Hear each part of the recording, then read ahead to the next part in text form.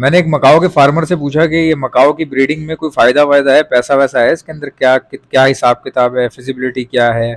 क्योंकि ये ब्रीड तो बहुत, यानी कि देखने में ऐसे आता है जैसे रेयरली ब्रीड करते हैं। आपने कितने लोगों के पास मकाओ को ब्रीड करते हुए देखा है? बहुत ही कम गिने चुने लोग होंगे। तो मेरे जहन में यही है कि यार ये ब्रीड इनकी कम आती होगी, या ये बच्चे कम देते होंगे, या इनका सीजन ही होता है, जाहिर सी बात है। तो मतलब मुझे इसके बारे में मालूम नहीं था। देखें, बहुत सारी बातें ऐसी होती हैं, जैसे अब मेरे पास मकाओ नहीं है, मुझे नहीं पता मकाओ के बारे में कि इनका कारोबार कैसा है, या इसको आगे जाके जो है ये किस तरह से चलाते हैं या मैनेज कैसे करते हैं। अगर कोई सेटअप खोला हुआ है या फार्म खोला हुआ है तो ये कैसे मैनेज होता होगा। तो इसलिए मैंने एक दो सवाल किए बंदे से पूछने के लिए कि भाई उसके क्या एनालिसिस हैं इसको लेकर के। तो मैंने बोला यार इसमें पैसा कितना है? उसने कहा भाई अंधाधुंध पैसा है, अंधाधुंध पैसा है। तो मैंने कहा कि वो कैसे यार, ये तो ब्रीड भी बहुत ही कम आती है इनकी, अगर किसी ने एक जोड़ा रखा हुआ हो तो क्या उसको बेनिफिट है? कह रहा है भाई एक जोड़े से तो काम नहीं चलता, लेकिन अगर इनकम की बात की जाए तो वो मुझे बता रहा है, कह रहा है एक जोड़े से भी बहुत इनकम आ जाती है, बहुत इनकम आ जाती है। पहले तो मैं आपको ये एक्सप्लेन कर दूं, जो मेरी ज़ाती राय है वो यही है कि अगर आप घरों में मकाओ की ब्रीडिंग लेना चाहेंगे तो वो थोड़ी सी मुश्किल है। मुश्किल ऐसे है कि यार घरों में अमूमन इतनी जगह नहीं होती। मकाओ की ब्रीडिंग जो है वो बहुत बड़े स्केल पे करनी पड़ती है, क्योंकि इनका तो पिंजरा ही इतना बड़ा होता है जितना हमारे बेडरूम के जितना पिंजरा होता है इनका।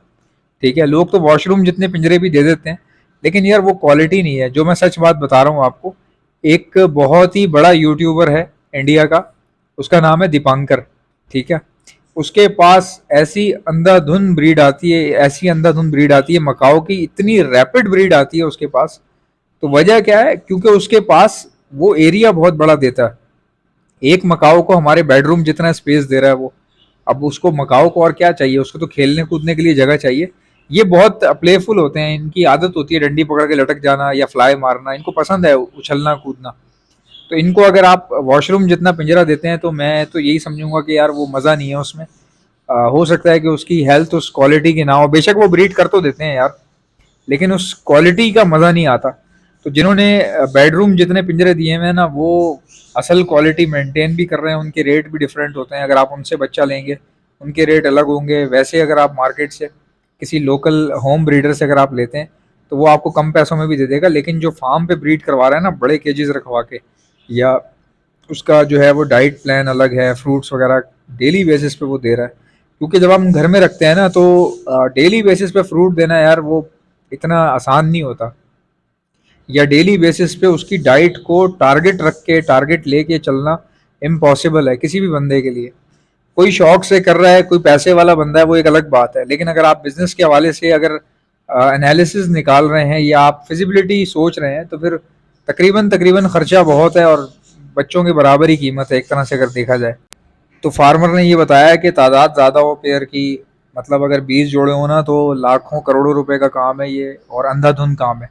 अच्छा, एक फिर ना मेरी फॉरेनर, कोई फॉरेनर था, वो भी ऐसी फार्मर था इसका ना, उससे मेरी बात हुई। तो उसने मुझे बताया, वो कह रहा है कि भाई यहाँ पर जो है ना हम अंडा ही उठा लेते हैं। यानी ये वो लोग क्या करते हैं, वो मकाओ का अंडा ही उठा लेते हैं, वो बैठने नहीं देते उसको, वो मशीन में इंक्यूबेटर में रख के हैच करवाते हैं।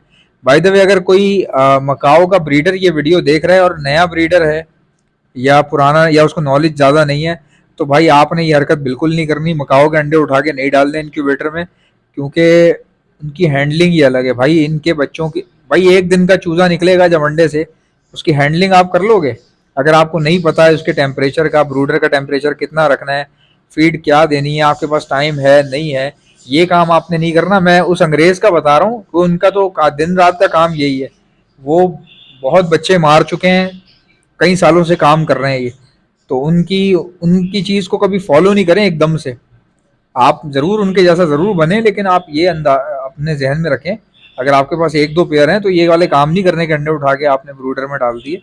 इट्स वेरी डेंजरस, और आपका नुकसान होगा, बिला वजह का टाइम ज़ाया होगा। तो मैं वैसे ही डिस्क्लेमर दे रहा हूँ ये। तो वो अंग्रेज कह रहा है कि हम लोग अंडे उठा के इनक्यूबेटर में डालते हैं, बच्चे निकलते हैं।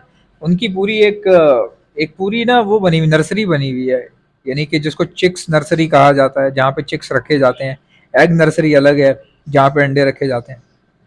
तो जो ये मकाओ है, ये बहुत तेज़ी से उनके पास ना फ़ौरन से रिप्रोड्यूस कर देते हैं। मतलब बच्चे बहुत तेजी से निकालते हैं, ये सॉरी अंडे बहुत तेजी से देते हैं, क्योंकि जब एक क्लच आ गया आपने अंडे उठा लिए, ये अंडे उठाते हैं बॉक्स का मुंह बंद कर देते हैं, तो पेयर बाहर घूमने लग जाता है कुछ देर, जब तकरीबन मेरे ख्याल से कोई 20 दिन का टाइम गुजरता है तो ये बॉक्स के मुंह खोल देते हैं। 15 से 20 दिन का टाइम जब गुजर जाता है ये बॉक्स के मुंह खोल देते हैं। तो पेयर क्या करता है कि कहीं ना कहीं 1 महीने का टाइम लेके दोबारा क्लच पे आने की कोशिश करता है, यानी दोबारा से रिप्रोड्यूस करने की कोशिश करता है, और कर भी देता होगा, मुझे डीपली तो नहीं पता, लेकिन मेरे ख्याल से मैं नॉर्मल तोतों का हिसाब लगा के आपको बता रहा हूँ। तो ये इस तरह से यानी कि इतनी तेज़ी से ब्रीड लेते हैं, और इनकी कीमत आपको पता है कि मकाओ की जो प्राइस है मरे से मरा 2.5 लाख रुपए 2 लाख रुपए, ये बच्चों की प्राइस है 2 से 2.5 लाख रुपए 3 लाख रुपए, 2 से 3 लाख मैक्सिमम चलती है ये बच्चों के हिसाब से, उनके साइज़ के हिसाब से। और पेयर आप सोच लें कितने का होगा, और ये 6 साल का होने के बाद 5 साल का होने के बाद ही ब्रीड कर सकते हैं, उससे पहले नहीं करते ये। कम से कम 5 साल एज होनी चाहिए ब्रीड करने के लिए।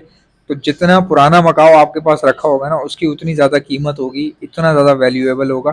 कई लोग इसका फार्म खोलना चाहते हैं, ब्रीडिंग करवाना चाहते हैं, लेकिन उनको पेयर नहीं मिल रहे। पेयर क्यों नहीं मिल रहे? क्योंकि एज वाइज नहीं मिल रहे। अगर उनको 2 साल का पेयर मिल रहा है तो 2 साल का मकाओ तो बच्चा ही समझा जाता है, उसको पेयर तो कहीं से भी नहीं कहा जाता। तो 6 साल के पीसेस इस दुनिया में कितने ही होंगे, और किसी के पास होंगे या तो वो ब्रीड करवा रहा होगा, देने वाला कोई बंदा नहीं है, कोई इतना पागल नहीं है कि अपना 6 साल का मकाओ उठा के आपको पकड़ा देगा, वो भी जो ब्रीड करता हो। भाई अंधाधुंध पैसा है इसके अंदर, लेकिन ये है कि ये जो फील्ड है ना, बंदे का इस हिसाब से होना भी बड़ा ज़रूरी है। आपका या मेरा जैसा मामूली बंदा इसके बारे में सोचने लग जाए या बिला वजह का पंगा ले इस चीज़ के अंदर, ये बिल्कुल गलत है। इस लाइन के बंदे ही और होते हैं, उनका बैकअप ही और होता है भाई। पूरी पैसे की गेम है ये। इसमें जो है ना, पैसा अगर आता अंधाधुन है तो फिर लगता भी अंधाधुन है। जाहिर है मकाओ खरीदना है तो आप बता दो भाई 6 लाख रुपए का पेयर है, 7 लाख रुपए का पेयर है, अब आप अंदाज़ा लगा लो कि 6-7 लाख रुपए का एक पेयर है। अगर आपने 20 भी ले लिए तो बस। तो ये इनका हिसाब किताब, ये फिजिबिलिटी है इनकी। तो इनको करने जो काम करने वाला जो है ना, जिगरे वाला ही बंदा कर सकता है। हाँ मैं आपको आइडिया दे सकता हूँ, अगर किसी बंदे को लववर्ड में बहुत फ़ायदा हो रहा है, लाखों रुपए छाप रहा है कोई बंदा, तो एक पेयर ले मकाओ का और डाल दे साल में एक पेयर ले ले और डाल दे, अगर वो अफोर्ड कर सकता है तो एक पेयर लेके डाल दे और उसको चेक करे ऑल ओवर द ईयर। अगर ब्रीड आती है सही है, अगर ब्रीड आ जाती है और उसकी इतनी हैसियत है कि वो दूसरा पेयर लेके डाल सकता है, तो अगले साल दूसरा पेयर डाल दे। इसको आप एज अ बैकअप के तौर पे आराम आराम से स्टेप बाय स्टेप मोती कर करके आप जमा कर सकते हैं, लेकिन फार्म नहीं खोल सकते कि आज एक दिन में काम शुरू किया और पिंजरे बनवाना शुरू कर दिए। वो तो फिर वही करेगा जिसके पास पैसा होगा, जिसका इंटरेस्ट इस चीज़ में शामिल होगा। और कई लोग मैंने देखा पैसे वाले इस चीज़ में आए, लेकिन जब तक उनको समझ में आई ना इस ब्रीडिंग की या कारोबार की या प्रॉपर हैचिंग की, उनको जब समझ में आई, तब तक उनका टोटल एसेट वो लगा चुके थे, पूरा पैसे ही खत्म कर चुके थे वो। क्योंकि ये लाखों वाली गेम नहीं है, ये करोड़ों पर निकल जाती है, करोड़ों पर निकल जाती है। इनके बच्चे, बच्चों की मेंटेनेंस, बच्चों के लिए ब्रूडर लेना, अगर पेयर खुद पाल रहे हैं तो उनको बाकायदा तौर पर डॉक्टर रखा जाता है इनके लिए। फार्म के ऊपर डॉक्टर का होना ज़रूरी होता है। ज़ाहिर है महंगी चीज़ है, कोई आसान बात तो नहीं है ना। जैसा कि आप जानते हैं ब्रीडिंग सीजन आ चुका है। अगर आप में से किसी को बर्ड्स के लिए ब्रीडिंग मल्टीविटामिन चाहिए तो आप ऑर्डर पर मुझसे मंगवा सकते हैं। मैं all over the Pakistan supply करता हूँ। ऑर्डर करने का तरीका बताता हूँ, पहले सुन ले मेरे पास क्या क्या चीज़ें। हमारे पास ब्रीडिंग मल्टीविटामिन है, calcium plus vitamin D liquid है, प्रोटीन लिक्विड है हमारे पास, इलेक्ट्रोलाइट्स होते हैं हमारे पास। गर्मी बहुत ज़्यादा है, बर्ड्स को इलेक्ट्रोलाइट्स की ज़रूरत पड़ती है, तो ये भी आपको हमारे पास से मिल जाएंगे। बच्चों को, चिक्स को बचाने के लिए डॉक्सीसाइक्लिन का इस्तेमाल किया जाता है, ये भी आपको हमारे पास से मिल जाएगी।